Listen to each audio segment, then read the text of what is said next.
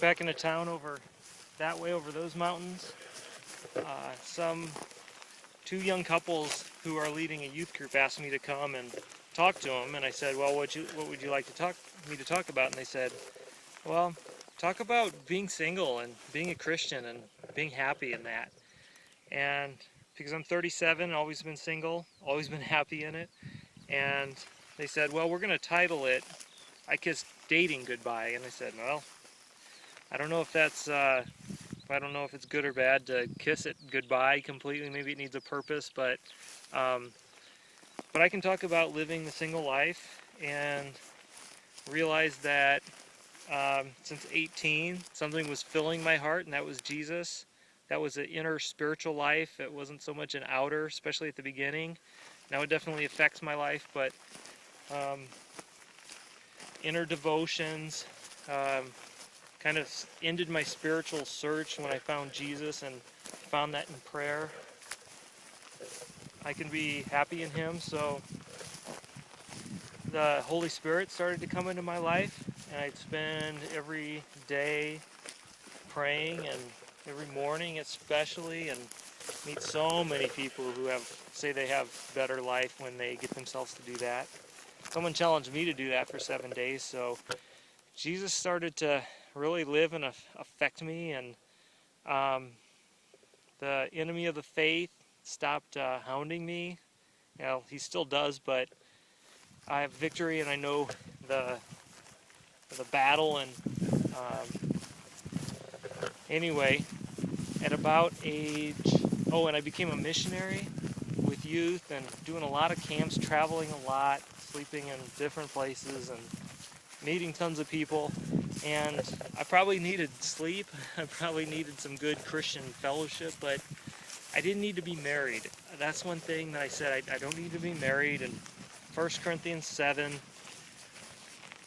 applies to me. The careful reading of Matthew 19 applies to me. And Jesus says it's good to be single. He says it's good to be married too. So it's not either or. It's not a competition. It's knowing how you're made up. And if the things apply to be single in 1 Corinthians 7, go for it and tell people about Jesus and live and spend, especially like spending mornings in quiet. It's harder to do with lots of kids, and I never felt like I had that.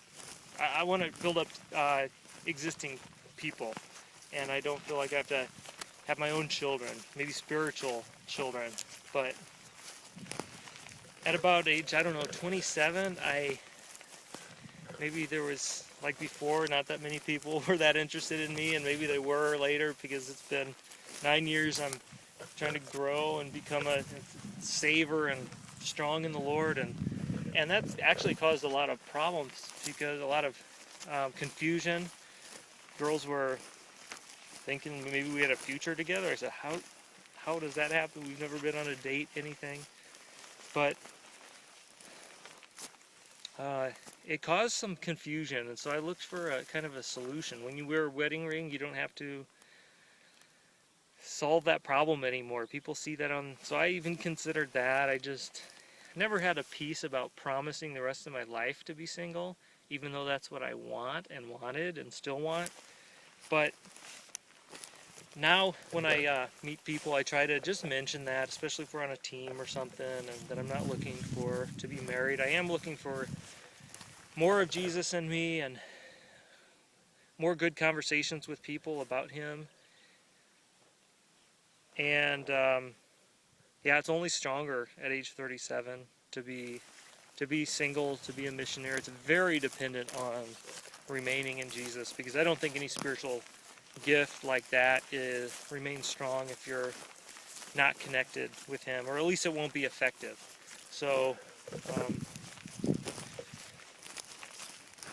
I think there's a lot of fear of man, and in fact I struggled with that too, because some people were communicating to me that I have some problem. That's why I don't want to be married, some inner problems. So I really looked too long at my own heart, trying to do self-surgery, when really should have let God convict me and tell me what's wrong or right. And He did. He said, after a year of searching for my own sin about wanting to be single, maybe some damage or something that but couldn't find it. But God did show me that I was trying to please men. I wanted people to have the same opinion, and wanted them to be as happy as me in that. And so I fight that, try to know how to respect people, know where they're at, but not fear them, fear God.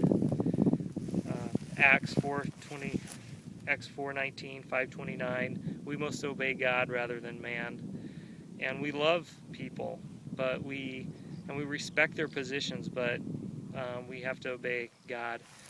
And so I kind of turned from that, planned to not repeat that, and now I'm just loving life and loving the single life, making the most of it with flexibility and travel. And yesterday I was at the water park with some young people, and can't always do that. You can't always travel and try to pour out my energy and my kind of guidance. A lot of people have invested in me, so I try to pour it out on people who didn't have a dad, or maybe just don't have spiritual guidance. So I love being single, but mostly I love Jesus and follow him for the rest of my days and try to be strong in him.